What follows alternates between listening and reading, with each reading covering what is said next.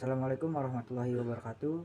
Perkenalkan, nama saya Hasbia Sidiki dari kelas 12 IPA. Sebelumnya yang saya hormati Bapak Muhammad Najib MPD selaku guru sejarah wajib di kelas 12 IPA. Di kesempatan kali ini saya akan menjelaskan tentang politik, hukum, sosial budaya, dan ekonomi masa pemerintahan Presiden B.J. Habibie.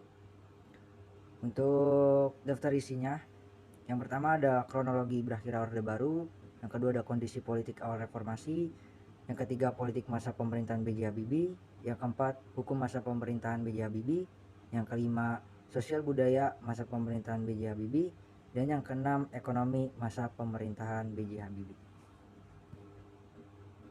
Berakhirnya Orde Baru. Kronologi berakhirnya Orde Baru yaitu pada tahun 1947, krisis ekonomi yang melanda Thailand mulai berdampak pada perekonomian Indonesia. Nilai tukar rupiah terhadap dolar AS mulai merosot hingga 15.000 per dolar.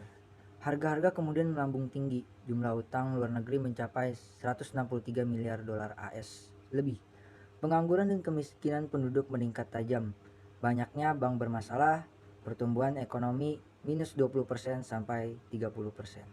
Dan KKN di kalangan para pejabat pemerintah menyebabkan krisis kepercayaan dari masyarakat.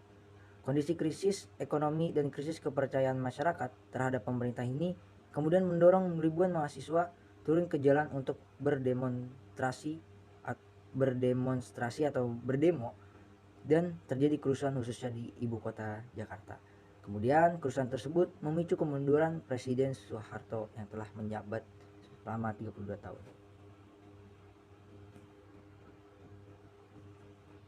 Kondisi politik awal reformasi.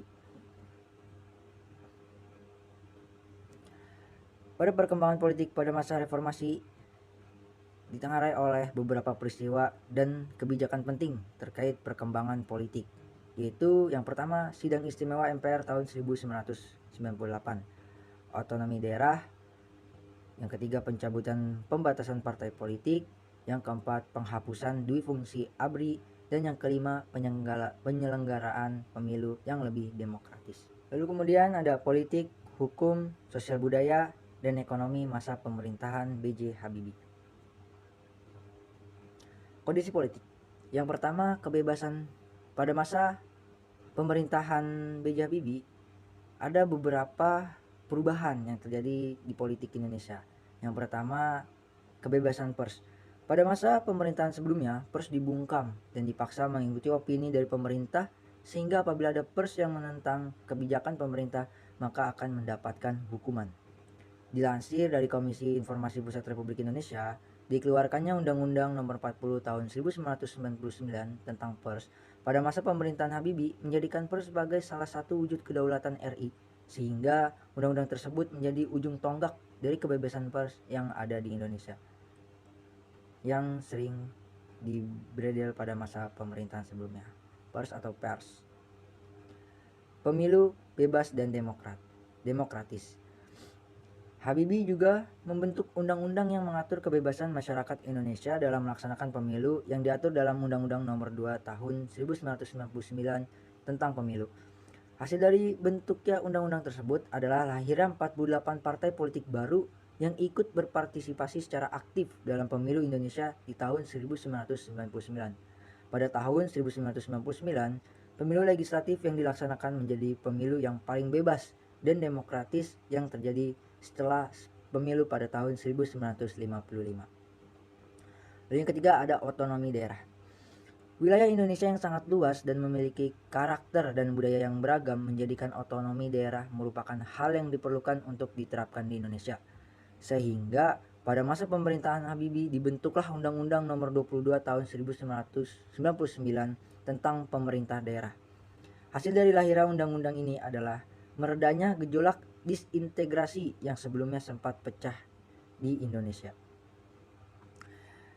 Berakhirnya diskriminasi terhadap etnis Tionghoa.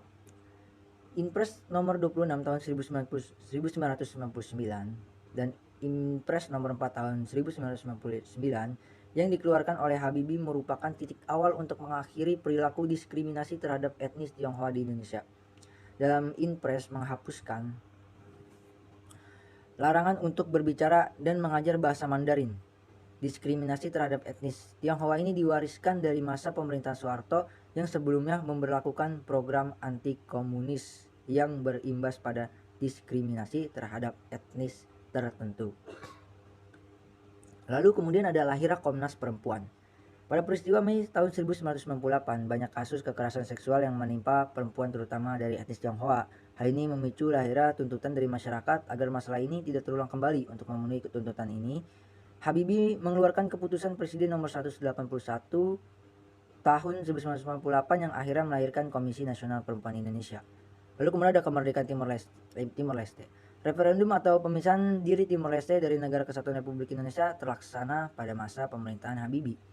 Lalu kemudian ada wewenang Bank Indonesia.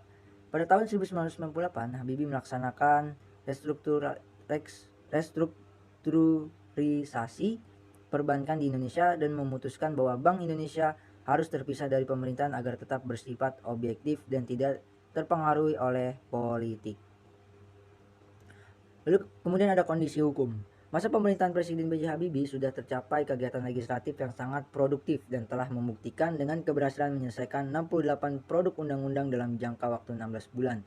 Selain itu, adanya dui fungsi ABRI, yaitu pemisahan tugas polisi dari Organisasi Tentara Nasional Indonesia, sehingga bisa menyukseskan supremasi hukum.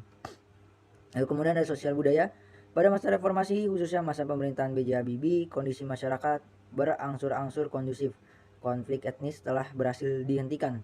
Selain itu, dengan reformasi di bidang komunikasi, masyarakat diberikan hak untuk bebas berpendapat, sehingga masyarakat lebih bebas menyuarakan sebagai aspirasinya, serta media massa pun tidak lagi khawatir dibredel melalui mekanisme pencabutan surat izin terbit.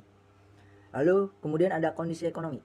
Terbukti, gerakan cepat pemerintah saat itu membawa hasil. Reformasi ekonomi yang diterapkan saat itu memiliki beberapa dampak, antara lain jatuhnya nilai tukar rupiah terhadap dolar AS dari semula 7.000 menjadi 17.000. Namun, di sisi lain pertumbuhan ekonomi tanpa menunjukkan perbaikan dari yang sebelumnya minus 13% menjadi 2%. Angka inflasi pun sukses diturunkan dari 77,6% menjadi 2%. Terima kasih atas perhatiannya. Saya Asbes Sidiki pamit undur. Wassalamualaikum warahmatullahi wabarakatuh.